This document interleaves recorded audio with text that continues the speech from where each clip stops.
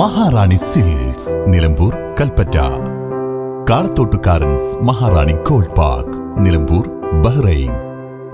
കാളത്തോട്ടുകാരൻസ് Maharani jewellers, Nilambur, Edakkara, Bahrain. Transport management കമ്മിറ്റിയുടെ പ്രഥമ യോഗം KSRTC നിലമ്പൂർ യൂണിറ്റ് ഓഫീസിൽ ചേർന്നു. യോഗത്തിൽ നിലമ്പൂർ MLA ആര്യാടൻ ഷൗക്കത്ത് അധ്യക്ഷത വഹിച്ചു. നിലമ്പൂരിന്റെ അതിർത്തി പ്രദേശങ്ങളായ നെല്ലിക്കുത്ത്, നെടുങ്കയം, മുണ്ടേരി എന്നിവിടങ്ങളിൽ നിന്ന് കോഴിക്കോട് മെഡിക്കൽ കോളേജിലേക്ക് അടിയന്തരമായി ട്രാൻസ്പോർട്ട് ബസ് സർവീസ് ആരംഭിക്കാനുള്ള നടപടികൾ സ്വീകരിക്കുമെന്നും നിലമ്പൂർ ഡിപ്പോയിൽ നേരത്തെ ഉണ്ടായിരുന്ന 52 സർവീസുകൾ 32ആയി കുറഞ്ഞതിന്റെ കാരണങ്ങൾ പഠിച്ച് പരിഹരിച്ച് സർവീസ് ഓപ്പറേറ്റ് ചെയ്യുന്നതിന് ജീവനക്കാരുടെ കുറവുണ്ടെങ്കിൽ അടിയന്തരമായി ക്രമീകരണങ്ങൾ ചെയ്യുമെന്നും MLA യോഗത്തെ അറിയിച്ചു.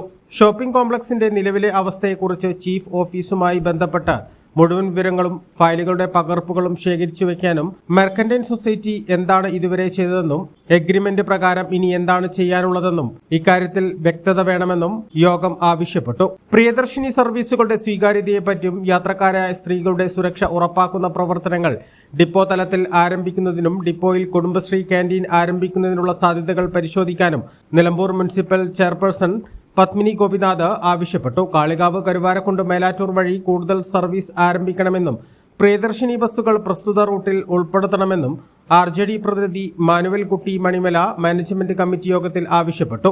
അഡീഷണൽ സർവീസുകൾ പരമാവധി ആരംഭിക്കണമെന്നും പ്രധാന ഷെഡ്യൂളുകൾ ലിസ്റ്റ് ചെയ്ത് മെറിറ്റ് അടിസ്ഥാനത്തിൽ പുനഃസ്ഥാപിച്ച് സർവീസുകൾ വർദ്ധിപ്പിക്കണമെന്നും നിലമ്പൂർ സ്റ്റേഷൻ സ്ത്രീ സൗഹൃദ സ്റ്റേഷനാക്കാനും ഇന്ത്യൻ യൂണിയൻ മുസ്ലിം ലീഗിന്റെ പ്രതിനിധി KT കുഞ്ഞാൻ നിർദ്ദേശിച്ചു.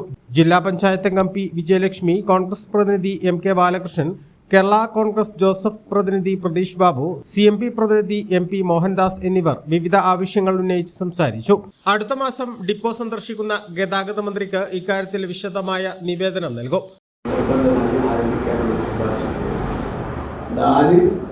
ഇവിടെ 52 സർവീസുകൾ ഉണ്ടായിരുന്നാണ് ഇപ്പോൾ കേവലം 35. അത് വർദ്ധിപ്പിക്കണം മറ്റെന്താപേക്ഷിതമായ കാര്യം. അപ്പോൾ അതുകൊണ്ട് അതിനാവശ്യമുള്ള കൺട്രാക്ടർമാരുടെ പരിപാടി ഈ 3 പ്രധാന കാര്യങ്ങളാണ്. ബഹുമാനപ്പെട്ട AP അനിൽകുമാർ സാറ് ആവശ്യപ്പെട്ട ഒരു ഷെഡ്യൂൾ, അത് കാളികാവ് വഴി പെരിന്തൽമണ്ണ ഒരു സർവീസ് ചോദിച്ചിട്ടുണ്ട്. അപ്പോൾ ഈ ചീഫ് ഓഫീസിൽ നിന്നൊരു നിർദ്ദേശം വന്നു, പിന്നെ ഷെഡ്യൂളിൽ ഇപ്പം നിലവിൽ ഓടുന്ന ഷെഡ്യൂളിലെങ്കിലും ട്രിപ്പ് അറേഞ്ച് ചെയ്ത് കൊടുക്കാൻ കഴിയുമോ എന്ന് പരിശോധിക്കാൻ പറഞ്ഞു. ഞാൻ പരമാവധി നോക്കി, പക്ഷേ എല്ലാം ആക്റ്റീവായിട്ടുള്ള ട്രിപ്പാണ്. ഞാനിപ്പോൾ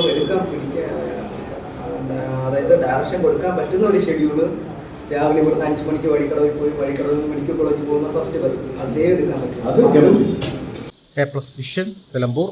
+2 ശേഷം 100% ജോലി ഉറപ്പാക്കുന്ന ഒരു കോഴ്സ് തിരയുകയല്ലേ നിങ്ങൾ? അങ്ങനെയാണെങ്കിൽ ഹെൽത്ത് കെയർ മേഖലയിലേക്ക് ഒരു നല്ല അവസരം ഇപ്പോൾ തുറന്നിരിക്കുന്നു. 20 വർഷത്തെ സേവന പാരമ്പര്യമുള്ള ആര്യ കോളേജിൽ പാരാമെഡിക്കൽ കോഴ്സുകളിലേക്ക് അഡ്മിഷൻ എടുക്കും.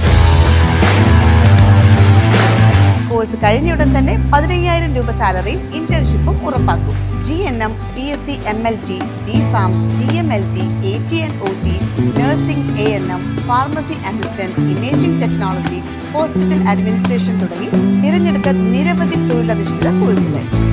SSLC അല്ലെങ്കിൽ +2 കഴിഞ്ഞാൽ അപേക്ഷിക്കാം.